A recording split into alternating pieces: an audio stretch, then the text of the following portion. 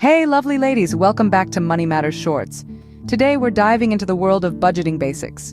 Because let's face it, adulting is hard, but budgeting doesn't have to be. Let's get started. First things first, list down your monthly income. We're talking salary, side hustles, freelance gigs, the whole shebang. Now, let's chat about the fun stuff. Expenses. Break it down into categories: rent, groceries, coffee addiction. You get the idea? And oh, don't forget the occasional treat yourself moments. Ever wondered where your money disappears to? Enter tracking. It's not as scary as it sounds. Use apps, spreadsheets, or good old pen and paper. Track every penny like it's your BFF, because it is. Now the C word, no, not that one, it's cutting unwanted costs. Look for those sneaky expenses that can be trimmed down. Remember, it's about being savvy, not sacrificing your avocado toast.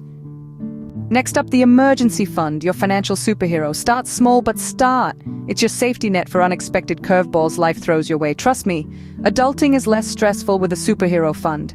And there you have it, budgeting basics made easy peasy.